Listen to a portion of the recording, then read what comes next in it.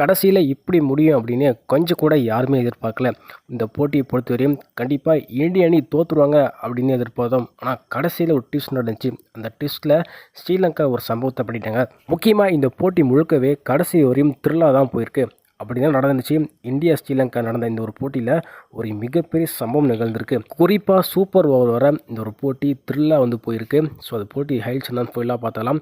வீடியோவை ஸ்கிப் பண்ணாமல் பாருங்கள். அப்போ தான் நான் சொல்ல வைக்கிறது தெளிவாக புரியும் இந்த போட்டி என்ன நடந்துச்சு அப்படின்ட்டு. அதுக்கு முன்னாடி சேனல் கட்சி புதுசாக வந்திருந்தீங்க அப்படின்னா சப்ஸ்கிரைப் மட்டும் பண்ணிக்கோங்க. அப்படி பண்ணுறீங்க அப்படின்னா பக்கத்தில் இருக்க பெல் ஐக்கான நோட்டீஸ் வரும். நிறைய பேர் சப்ஸ்கிரைப் பண்ணாமல் பார்த்துட்டீங்க, சப்ஸ்கிரைப் பண்ணிட்டு பாருங்கள். நிறைய பேர் லைக் பண்ணாமல் பார்த்துட்டீங்க, லைக் பண்ணிட்டு பாருங்கள். நீங்கள் பண்ணுற ஒவ்வொரு லைக்கும் எனக்கு மிகப்பெரிய மோட்டிவேஷன். லைக் பண்ணிட்டு பாருங்கள். இன்றைக்கி இந்தியா ஸ்ரீலங்கா 3வது ஒரு நாள் போட்டி மோதிருந்தாங்க.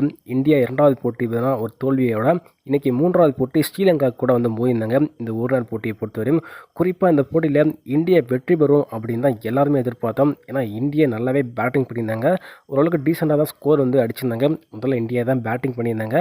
இந்தியா என்ன தான் தொடக்கத்தில் பார்ட்னர்ஷிப் இல்லைனா கூட மிடில் ஆர்டரில் கொஞ்சம் பார்ட்னர்ஷிப் போட்டு மேட்சை பொறுமையாக கொண்டு போயிருந்தாங்க. முக்கியமாக தொடக்கத்தில் வைபவ் சூரியவன்சி மற்றும் நம்மளோட பிரப்சவன் சிங் 2 பேரும் நல்லாவே டீசெண்டாக தொடக்கத்தில் ஸ்டார்ட் பண்ணியிருந்தாலும் கடைசியில் சூரியவன்சி இருக்கார் இல்லையா, செம்மையாக ப்ளே பண்ணாருங்க. இந்திய அணிக்கு ஒத்தால நின்று 72 ரன் அடிச்சிருந்தாரு. இதன் காரணமாக இந்தியா 50 ஓவர் முடியல 10 விக்கெட் இழப்புக்கு 265ங்கிற ஒரு ஸ்கோர் எட்டியிருந்தாங்க. 266 அடித்தா வெற்றி அப்படிங்கிற மாதிரி ஸ்ரீலங்காவில் களமிறங்கியிருந்தாங்க. ஸோ இந்தியா என்ன பண்ணாங்களோ அதே போல் தான் ஸ்ரீலங்காவும் தொடக்கத்தில் ஸ்டார்ட் பண்ணாங்க. ஆனால் மிடில் ஆர்டரில் சமர விக்ரமா இருக்கார் இல்லையா, இன்றைக்கி செம்மையாக ப்ளே பண்ணாருங்க. உண்மையிலே சொல்ல போனால் செஞ்சுரி மிஸ் பண்ணியிருப்பார். இருந்தாலுமே இந்த போட்டியை கடைசியில் முடிக்க முடியாமல் போயிருப்பாருங்க. கண்டிப்பாக அவர் மட்டும் நின்றுருந்தாருன்னா மேட்ச் முடிச்சு கொடுத்துருப்பாரு. 93 ரனில் அவுட் ஆகியிருப்பாருங்க. கடைசி ஓவருக்கு, அதாவது 50வது ஓவருக்கு பார்த்தா நம்மளோட அர்ஷத் கான் பவுலிங் போகிறாரு. 4 ரன், அதாவது 5 ரன் அடித்தா வெற்றி, 4 ரன் அடித்தா ட்ரா அப்படிங்கிற மாதிரி மேட்ச் நிற்கிது.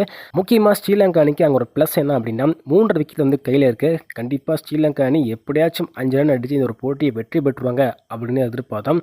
ஆனால் போட்ட முதல் பந்தில் விக்கெட்டு ஒரு வழியாக கடைசி பாலில் பார்த்தா 2 ரன் தேவைப்பட்டது. 2 ரன் அடித்தா வெற்றி, 1 ரன் அடித்தா மேட்ச் ட்ரா அப்படின்னு ஸ்ரீலங்கா அடிச்சுட்டு ஓடுறாங்க. தலைதறிக்க ஓடினவனே கரெக்டாக 1 ரன் தான் ஓடிருந்தாங்க. அடுத்து ரன் அவுட் ஆகிட்டாங்க. இதன் காரணமாக மேட்ச் ட்ரா ஆகுது. சூப்பர் ஓவரில் பார்த்தீங்கன்னா ஸ்ரீலங்கா அணி ஒரு 16 ரன் அடிக்கிறாங்க. சூப்பர் ஓவரில் 16 ரன் பார்த்தா ஒரு டீசெண்டான ஒரு ஸ்கோர் தான். 17 ரன் அடித்தா வெற்றி அப்படிங்கிற மாதிரி இந்தியாவுக்கு தேவைப்பட்டுச்சு. கண்டிப்பாக இந்த ஒரு ஸ்கோரை ஸ்ரீலங்கா டிஃபெண்ட் பண்ண முடியுமா அப்படின்னு ஒரு டவுட்டாக தான் இருந்துச்சு. ஏன்னா வைபவ் சூரியவன்சி இருக்காரு.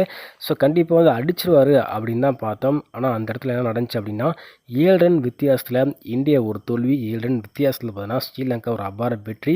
இந்த ஒரு வெற்றியை ஸ்ரீலங்காவை எதிர்பார்த்துருக்க மாட்டாங்க. ஏன்னா வைபவ் சூரியவன்சி இன்றைக்கி பெருசாக ஃபார்ம்லேயே கிடையாது. இந்த ஒரு தொடர்லையும் பெருசாக ஃபார்மில் கிடையாது. முதல் போட்டியிலையும் ஸ்ரீலங்காவுக்கு எதிராக வெறும் 14 ரன்னுக்கு ஆட்டம் இழந்திருப்பார். 2வது போட்டியில் ஆப்கானிஸ்தான் போட்டியில் அதுலேயும் பார்த்தா பெருசாக அடிக்கலை. 44 ரன் மட்டுமே அடிச்சிருப்பார். இன்றைய போட்டியில் கூட பெருசாக அடிக்க முடியல, 22 ரன். இதனால் பார்த்தா சூப்பர் ஓவர்லையும் பெருசாக அடிக்க முடியாமல் இந்த ஒரு போட்டியை கோட்டை விட்டாங்க இந்தியா. ஸோ இந்தியா 2 தோல்விக்கு அடிச்சிருக்க இந்திய அணிக்கு பொறுத்தவரையும் போன போட்டியும் தோல்வி, இந்த போட்டியும் தோல்வி.